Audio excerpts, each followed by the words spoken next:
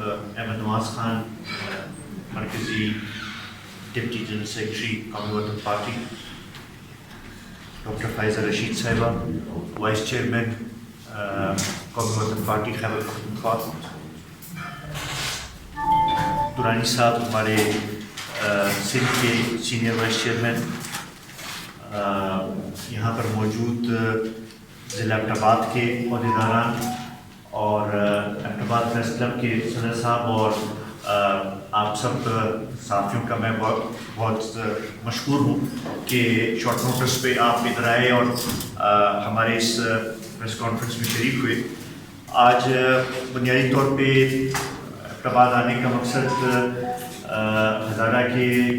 Abbott آباد ضلع، پانچیرہ ضلع اور ہری پور ضلع کے عہدیداران سے ملاقات تھی اور پارٹی کے حوالے سے ان کے ساتھ مشاورت کرنی تھی۔ جیسے کہ آپ کو پتہ ہے کہ چونکہ کرونا کی وجہ سے اور احتیاطی تدابیر کو سامنے رکھتے ہوئے بڑے اجتماع نہیں ہو سکتے، تو ہم نے کہا کہ جا کے ضلعوں کے اپنے عہدیداران کے ساتھ بیٹھ کے وہاں کے حالات کا بھی جائزہ لیں اور پارٹی کے امور کے اوپر بھی ذرا تفصیلی بات چیت کریں، ایک لائحہ عمل اپنے لیے بنائیں۔ میں یہ باقی ملکی صورتحال کے اوپر بات کرنے سے پہلے یہ کہنا چاہتا ہوں کہ یہ سلسلہ جو ہم نے شروع کیا، اس کا شروع ہم نے ہزارہ سے اس لیے کیا ہے کہ ہم سمجھتے ہیں کہ ہمارا فوکس ہزارہ کے اوپر ہے اور ہم سمجھتے ہیں کہ یہاں پہ ہمارا اچھا سکوپ ہے اور اس حوالے سے ہم بار بار ادھر آئیں گے اور ادھر ایکٹیویٹیز کے اوپر زیادہ توجہ دیں گے۔ جیسے کہ آپ کو پتہ ہے کہ موجودہ حکومت کے تیسرا سال شروع تقریباً ہو گیا ہے اور حکومت تو 2 بجٹس کلیم کرتی ہیں، لیکن اگر ٹیکنیکلی دیکھیں تو میرے خیال میں چوتھا بجٹ پیش کر چکے ہیں، کیونکہ پہلے سال انہوں نے ایک بجٹ پیش کیا اور اس کے بعد 2 منی بجٹ اس سال بھی پیش کر دیے تھے، اور اس سال بھی لگ یہ رہا ہے کہ منی بجٹس کا سلسلہ چلتا رہے گا۔ اور اس کی مثال آپ اس سے اندازہ کر لیں کہ ابھی وفاقی بجٹ پاس نہیں ہوا تھا کہ پیٹرول اور ڈیزل کی قیمتوں میں اضافہ کر کے ایک منی بجٹ کے ایک لحاظ سے یہ موجودہ حکومت لے آئی ہے پہلے سے ہی۔ اگر ہم دیکھیں تو ان 3 سالوں میں ہمیں حکومت ہر لحاظ سے ناکام نظر آئی ہے۔ اگر آپ خارجہ پالیسی کے حوالے سے دیکھیں تو ہم تنہا رہ چکے ہیں اور اس لحاظ سے ہماری موقف کی کوئی تائید اس لحاظ سے پوری دنیا میں نہیں کر رہا۔ جو ہماری انٹرنل پالیسی ہے وہ بھی مکمل طور پہ ناکام ہے، اور ساتھ ہی ساتھ جو ہماری معیشت جس کے اوپر سب کا دار مدار ہے وہ بھی ان 2 سالوں میں بالکل بیٹھ گئی ہے، اور لگ یہ رہا ہے کہ ہم IMF کے مکمل مرہون منت ہو چکے ہیں، اور انہوں نے IMF نے مکمل طور پہ ہماری فائنینس منسٹری اور ہماری معیشت کی باغ ڈور سنبھال لی ہے، اور اپنے مقاصد کے لیے وہ یہاں پہ اب معاشی پالیسیز بنا رہے ہیں۔ اس کے ساتھ اگر میں یہ بھی ایڈ کروں کہ اگر آپ دیکھیں تو یہ حکومت ایک ایسی عجیب حکومت ہے کہ یہ ہر وقت اپنی کوتاہیاں، اپنی نااہلیاں باقیوں کے سر ڈالنے کے پیچھے لگی رہتی ہیں اور اپنی کارکردگی آج تک نہیں دکھا سکی۔ پہلے سال جب یہ آئے تو پچھلی حکومتوں کے اوپر الزامات لگاتے رہے اور یہی کہتے رہے کہ ہمیں حالات ایسے ملے ہیں، اب جا کے اب کرونا کے اوپر سب کچھ ڈالنے کی کوشش کر رہے ہیں۔ حالانکہ اگر ہم دیکھیں تو آج جدھر ہم کھڑے ہیں وہ ان کی اپنی کوتاہیوں اور ان کی اپنی پالیسیز کی وجہ سے کھڑے ہیں. اور پھر خصوصاً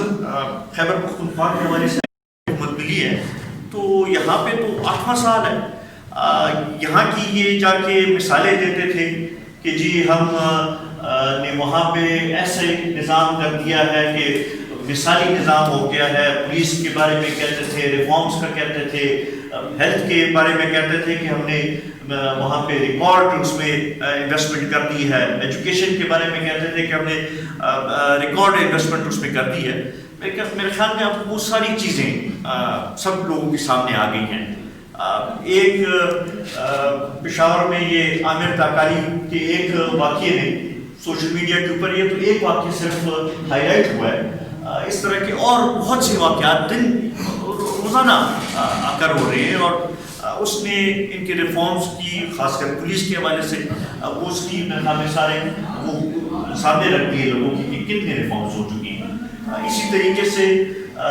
اس وبا کی صورت میں اگر آپ دیکھیں تو ہونا تو یہ چاہیے تھا کہ ہم باقی صوبوں سے بہتر ہوتے,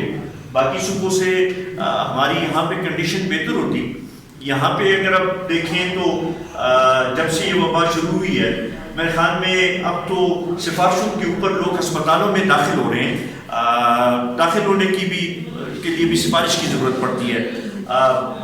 سامان نہیں ہے ڈاکٹرز کے پاس, پی پی ای کٹس نہیں ہیں, میڈیکل فیسلٹیز اس لحاظ سے بالکل موجود نہیں ہے. ٹیسٹنگ کیپیسٹی 2-2.5-3 مہینے گزرنے کے باوجود ہماری 1200 پہ بڑی مشکل سے پہنچی ہے. اور ہمیں نظر نہیں آ رہا کہ یہ کس طریقے سے اس کو اور بڑھا سکیں گے اور اس کو اور وہ کر سکیں گے. پھر ساتھ میں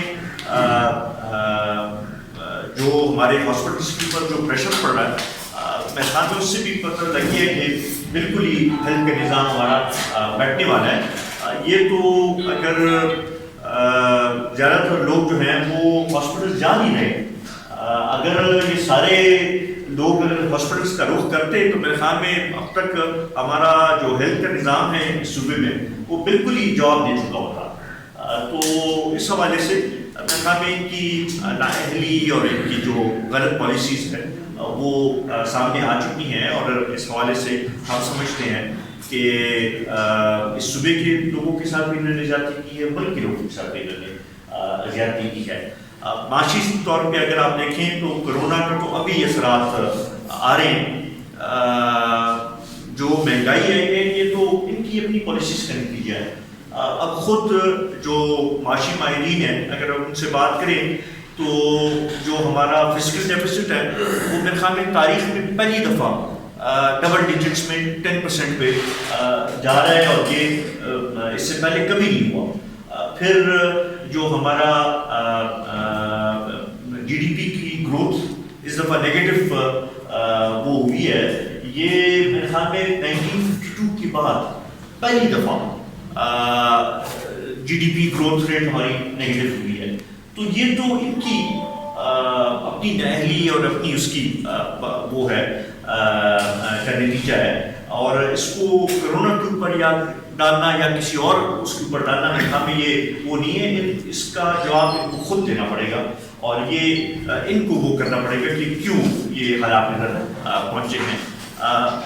ساتھ میں چونکہ ادھر ہزارہ میں بیٹھے ہیں ہم یہ سمجھتے ہیں کہ ترقیاتی عمل بھی بالکل رک چکا ہے, اور خصوصاً ہزارہ کے حوالے سے یہاں پہ بالکل ترقیاتی عمل کی طرف توجہ نہیں دی جا رہی. اس سال بھی کے ایچ کیونکہ ہمارے لیے ایک اہم شاہراہ ہے اور ہمارے لیے ایک لائف لائن ہے,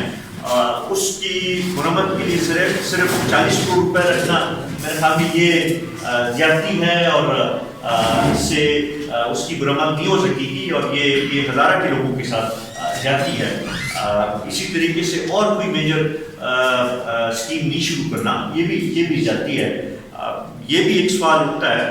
کہ پشاور کے لیے تو ڈی آر ٹی 100 ارب پہ پہنچ گئی ہے, وہ صرف جو کہ پشاور کے لوگوں کے بھی کام نہیں آ رہی, ادھر 100 ارب روپے تو لگا دیے, باقی علاقوں کے لیے انہوں نے کیا رکھنا ہے اور کیا پلاننگ کی ہے. تو اس حوالے سے ہم یہ سمجھتے ہیں کہ مکمل طور پہ یہ ناکام ہو چکے ہیں. اور ہم یہ سمجھتے ہیں کہ اپوزیشن پارٹیاں جو مطالبہ کر رہی ہیں کہ اب وقت آ گیا ہے کہ نئے انتخابات ہوں تو ہم اس کو سپورٹ کرتے ہیں، اور ہم سمجھتے ہیں کہ واحد حل اب یہی رہا ہے کہ ریفارمس ہوں، الیکٹرل ریفارمس، اور قوم کو نیا مینڈیٹ کیا جائے، تبھی جا کے یہ مسائل حل ہوں گے۔ ان سے جو توقعات تھی وہ توقعات میرے خیال میں اب ہر کسی کی ختم ہو چکی ہیں، اور اس لحاظ سے ان سے ہم کوئی